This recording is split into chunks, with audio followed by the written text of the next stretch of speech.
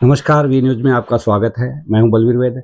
आइए देखते हैं आज की ताजा तरीन खबरें। और जब बैंक कब्जा करने आता है तब तुम रोते हो, अरे क्यों कब्जा करा, घर तो मेरा, घर आपका कहाँ है? आपने तो लिख के दिया घर मेरा नहीं है, मैं मालिक नहीं हूँ आज से। यदि आपने बैंक से लोन लिया है, किसी भी प्रकार का कर्जा लिया है, तो आपको अब डरने की ज़रूरत नहीं है। यदि आप लोन नहीं चुका पा रहे हैं तो उसको कैसे आप किस्तों में कन्वर्ट कर सकते हैं या कैसे उसको आप सुरक्षित तरीके से भर सकते हैं, आसानी से भर सकते हैं, ये जानने के लिए आपको ये वीडियो देखना ज़रूरी है। यह वीडियो हमने साभार लिया है। और जब बैंक कब्जा करने आता है तब तुम रोते हो, अरे क्यों कब्जा करा, घर तो मेरा, घर आपका कहाँ है? आपने तो लिख के दिया घर मेरा नहीं है, मैं मालिक नहीं हूँ आज से। लेकिन ये कोई बता के राजी नहीं। अब बिजनेस का लोन लिया, बिजनेस की स्थिति अच्छी थी, लोन मिल गया, सीसी लिमिट मिल गया, ओडी लिमिट मिल गया, क्रेडिट लिमिट मिल जाता है ना, मिल गया। आज बिजनेस डाउन हो गया, अब क्या करें? अब रूल कहता है कि आप बैंक में जाइए और बैंक को अपनी स्थिति के बारे में बताइए कि आज मेरी स्थिति ठीक नहीं है। अब बैंक क्या करेगा? बैंक आपके लोन को रीस्ट्रक्चर कर सकता है। रीस्ट्रक्चर में क्या होता है? आपकी जो हफ्ता है, ईएमआई है, उसको कम कर सकता है। आप बोलो भाई मेरा व्यापार है, सुन लो, पहले मैं अपनी बात रख दूं, फिर कैसे हैंडल करना वही बता दूंगा। आपने गए बैंक में, भी मेरा व्यापार था, मेरा व्यापार चलता था, मेरी किस्त जाती थी 50,000 की, मैं आराम से देता था। आज मेरा व्यापार 10% है तो मैं किस्त नहीं दे पाऊंगा, 5,000 10,000 रुपए। आप मेरा लोन रीस्ट्रक्चर करो। आपको बैंक क्यों नहीं करता और आप कैसे बात करते हो? आप ओरली बात करते हो। बैंक से कोई ओरल बात नहीं करनी, जो भी करना लिख कर करना और लेटर में लिखना। आरबीआई की गाइडलाइंस कहती है 2 बार मैं अपना लोन रीस्ट्रक्चर करा सकता हूं। आरबीआई की गाइडलाइंस के हिसाब से रीस्ट्रक्चर करिए। अगर नहीं कर रहे हैं तो रिटर्न में जवाब दे दीजिए, नौकरी चली जाएगी उसकी। अगर वो रिटर्न में कह दे मैं नहीं कर रहा आरबीआई की गाइडलाइंस। अभी बताया ना, सुभाष चंद्रा का लोन था, कितना लोन था भाई? 48,000 करोड़, 48,000 करोड़। उसने रीस्ट्रक्चर करवाया, मेरी स्थिति खराब है, प्रॉपर्टी भी गिरवी थी सारी। पता है बैंक ने क्या किया? 37,000 करोड़ माफ कर दिया उसमें से। और रीस्ट्रक्चर में क्या किया? 11,000 करोड़ रुपए देने हैं थोड़े थोड़े करके। और कंपनी की जो प्रॉपर्टियां रखी थी, जो कंपनियां रखी थी, वो भी छोड़ दी। कोई नियम होगा तभी तो छोड़ा होगा। तो जिस नियम से उसका कर दिया उसी नियम से हमारा वाला भी कर दो। प्रॉब्लम क्या है? हमें नियम ही नहीं पता। और कहां है? आपने जो पेपर साइन किए उसमें टर्म्स एंड कंडीशन देखोगे ना, क्रेडिट कार्ड भी लेते हैं तो 100-200 टर्म्स एंड कंडीशन, इतनी बारीक आप पढ़ ही नहीं सकते, इतनी बारीक। और अगर पढ़ लिया तो आप लोगे नहीं। गारंटर का मतलब नहीं पता लोगों को। गारंटर का मतलब पता क्या है? अगर मैं इनका गारंटर हूं और ये लोन नहीं देते तो मैं क्या कह रहा हूं? सारी जिम्मेदारी मेरी, सारी किस्तें मैं दूंगा। कई फंसे हुए हैं गारंटर बेचारे, अब आके रोते मेरे पास। अब मैंने ना बस ये फोन आया था, उसने कहा बोल दियो जानता है, मैंने बोल दिया मैं जानता हूं। उसने एक पेपर पे साइन कराया, मैंने कर दिए। अब वो कह रहे तेरी प्रॉपर्टी जाएगी क्योंकि तूने गारंटी ली है। लोग कहते चली जाएगी, चली जाएगी, है कानून ऐसा है। ये गारंटर एक्ट पढ़ो ना, क्या कहता है गारंटर एक्ट। हमें किताबों में वो जो चीजें जीवन में काम आनी वो तो पढ़ाई नहीं जा रही है, वो पढ़ाया जा रहा है जो साइन थीटा कॉस थीटा। कितनी बार व्यापार में यूज करा है साइन थीटा, जरा बताना। लेकिन सरफेस एक्ट नहीं पढ़ाया क्योंकि ये यूज होना था ना। ट्रिग्नोमेट्री पढ़ाते रहे हैं, पाइथागोरस थ्योरम पढ़िए ना, पाइथागोरस थ्योरम काम आई जीवन में। मनी मैनेजमेंट आता वो नहीं सिखाया। तो क्या करो, इन्हें गुलाम बनाओ। ये गुलाम बनाने का प्रोजेक्ट चल रहा है पूरा। आम लोगों की प्रॉपर्टी बैंक को दो, बैंक जब्ती कर ले और किसको बेच दे? अमीरों को बेच दे।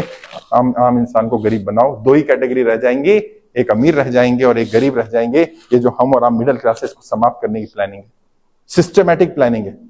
और मैं बता रहा हूं जिस दिन राज खुलेगा ना, सबसे बड़ा राज पता है क्या खुलेगा? बस इतना सा पता कर लो, तुम्हारे जिस भी बैंक में तुम्हारी प्रॉपर्टी मॉर्गेज है, उसने पिछले 1 साल में कितनी प्रॉपर्टियां कब्जा करी, कितनी प्रॉपर्टियां ऑक्शन करी, जिसने खरीदी उसने दोबारा कितने में कितने दिन बाद बेची। अब यहां से एक चेन निकल के आएगी कि जो प्रॉपर्टी खरीदी गई, बैंक ने जब्ती करी, उसने जब नीलाम करी, वो कुछ खास लोगों, खास कंपनियों ने खरीदी, सस्ते में खरीदी। 50 लाख की प्रॉपर्टी 15 लाख 20 लाख में खरीदी। 6 महीने बाद ही वो प्रॉपर्टी 60 लाख में 55 लाख में बेच दी गई। बैंक को क्यों नहीं ग्राहक मिला वो 50 लाख वाला जो इसको मिल गया? यानी कुछ दाल में काला है। और किसी भी बैंक का पता कर लेना। और कैसी चाल चली जा रही है? तुम्हें क्या कहा जा रहा है? तुम्हें कहा जा रहा है हर सर पे छत होनी चाहिए, है ना, घर तो होना ही चाहिए। और बैंक क्या कर रहा है पता है? बैंक की कोई भी ब्रांच अपनी खरीदी हुई नहीं, सारी किराए पर है। और सारी प्राइम लोकेशन है, उनका किराया भी महंगा जाता है, 2-2 लाख 3-3 लाख रुपए। अगर हमें तो कहा जाता है जितना किराया दोगे उतने की किस्त बनवा के घर अपना कर लो। अबे गधे, तू जो सलाह मुझे दे रहा है वो खुद क्यों नहीं कर रहा? क्योंकि वो समझदार है, वो पता है फंसने वाला धंधा है, इसमें नहीं घुसने का। जो बैंकर हैं मुझसे नाराज है वो बैंक वाले लोग। बैंक वाले लोग क्रेडिट कार्ड यूज नहीं करते। एक बैंकर है मेरा मित्र है, अच्छे बैंक में है। मैंने कहा भाई एक पेमेंट करनी है, क्रेडिट कार्ड दे दियो। क्रेडिट कार्ड वो तो नहीं है ना। भाई यार क्या बात कर रहा है, बैंकर इतना बड़ा? कह रहा मूर्ख नहीं हूं, बैंकर हूं। मैंने क्यों? कह रहा बताना मत किसी को। मैंने बता तो सही, फिर तो देखूंगा मैं किस किस को बताना है। कह रहा क्रेडिट कार्ड सबसे बड़ा जाल है लोगों को फंसाने का। 2 लाख 3 लाख की लिमिट का कार्ड उसको दे देते हैं हम जिसकी 20-30 हजार की नौकरी है। अब वो क्या करता है इमरजेंसी में, तो भाई पैसा जेब में पड़ा है तो यूज कर लेता है। जब तक सही यूज करता सही है, जिस दिन बाउंस होता है उस दिन उसे पता चलता है मैं कहां फंस गया। 30% 40% का इंटरेस्ट साहब कभी भर ही नहीं पाएगा, ये तो मर जाएगा। और एक एक छोड़िए, 2-2 5-5 10-10 क्रेडिट कार्ड लेके घूम रहे हैं लोग। मेरे पास नहीं है, फाड़ दिया। मैंने कहा नहीं, ये तो फंसाने वाला काम कर रहे हैं। और मैं ये सब क्यों कर पाया और क्यों मैं तुम्हें कर्जे की दलदल से निकाल पा रहा हूं, क्यों तुम्हारा दर्द समझ पा रहा हूं? क्योंकि मैं कभी कर्जे में था यार। मुझे मालूम है वो दर्द क्या होता है। जो अच्छा इंसान हो और घर पे कोई मांगने वाला आ जाए, देने की नियत है, पैसा नहीं है, कैसा महसूस होता है मैं वो दर्द जानता हूं कि कहा भी ना जाए और सहा भी ना जाए। किससे कहे जाकर? कौन सुनेगा? कौन मानेगा कि मेरी गलती नहीं है? तो मैंने तय किया, जब मैं उस कर्जे की दलदल से बाहर निकला, मैंने तय किया मैं इस कर्जे की दलदल से जनता को बाहर निकालूंगा। मेरी ट्रेनिंग मैंने तैयार की, कर्जे से बाहर निकलने के 20 तरीके। वो ट्रेनिंग पेड होती थी, व्यापारी को देता था, फीस होती थी 5,000 रुपए, फ्री कर दी। और उससे लाभ यह हुआ कि लगभग 20 लाख लोगों ने ट्रेनिंग अटेंड की। और इस सरकार ने, तानाशाही सरकार ने क्या करा? वो यूट्यूब चैनल ही बंद कर दिया। क्यों सिखा रहा है तू इनको कर्जे से बाहर निकलने? अरे तुम्हारा पैसा नहीं ले रहा यार, मैं उस व्यक्ति को गाइड कर रहा हूं, बेटा फंसना मत, फंस गया तो ऐसे ऐसे निकल जाओ, मैं भी ऐसे निकला हूं। नहीं, तुम नहीं सिखा सकते, बताओ।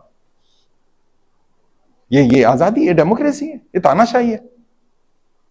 और मैंने रामलीला मैदान से, आप में से कोई पता नहीं रामलीला मैदान आया कि नहीं आया? कितनी संख्या थी, कितने लोग थे वहां पर भाई? 2.5 लाख लोग थे साहब, पैर रखने की जगह नहीं थी वहां।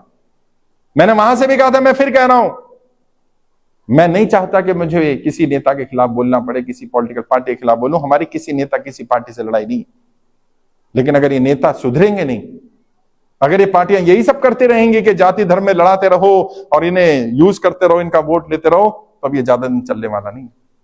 फिर आपके बीच में से, जनता में से जनता के प्रतिनिधि चुने जाए और असली डेमोक्रेसी तभी आएगी। अभी सुबह हम गाड़ी में आ रहे थे, राजेश जी ने कहा सर बहुत बढ़िया है, असली डेमोक्रेसी तभी आएगी भारत में जब जनता नेता बने, जनता चुनाव लड़े। अभी जनता नहीं, नेता चुनाव लड़ रहा है। जनता को आना पड़ेगा और तुम्हारे बीच में से तुम्हारा कोई साथी, तुम्हारा कोई भाई लेके आएंगे जो कर्जे में हो कि भाई ये तुम्हारी आवाज उठाएगा सदन में, क्योंकि तुम्हारे सांसद तो नहीं उठाएंगे। गुजरात के सभी 26 सांसदों को हमने पत्र भेजा। क्या मांग करी? भाई आप जनप्रतिनिधि हैं, सदन में ये मुद्दा उठाओ ताकि पता तो चले इतने लोग परेशान हैं। एक ने भी जवाब नहीं दिया, सोचिए, एक ने भी नहीं। और अहमदाबाद ईस्ट, जहां से ये हमारे लोकसभा प्रभारी भी हैं, राजेश्वर जी, वहां गए तो सांसद पता है क्या कहता है?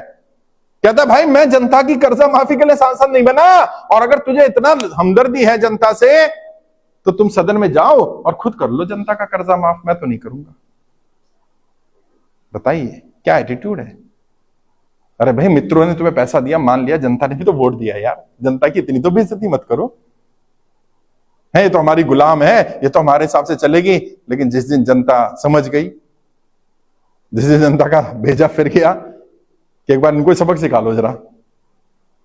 और कई बार होता है, बार बार जीत करना एक अहम आ जाता है, एक गुरूर आ जाता है कि ये जनता कीड़े मकोड़े हैं, ये क्या कर लेंगे, तो एक बार झटका दे दो कि समझ में आ जाए कि जब ये कीड़े मकोड़े अपनी असली ताकत समझते हैं तो ये सत्ता पलट देते हैं। मेरी किसी नेता किसी पार्टी से लड़ाई नहीं है, लेकिन उन्हें सुधरना पड़ेगा।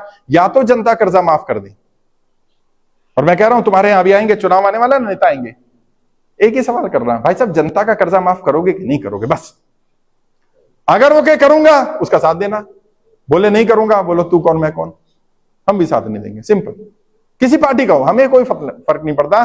जो जनता के साथ नहीं है, अब जनता को उसका साथ नहीं देना। देश की जनता मरती रहे, व्यापारी मरते रहे और मैं चुपचाप बैठा रहूं, ये नहीं होने वाला भाई। हम तो काम करेंगे, कर रहे हैं, लगातार काम कर रहे हैं, लोगों को अवेयर कर रहे हैं।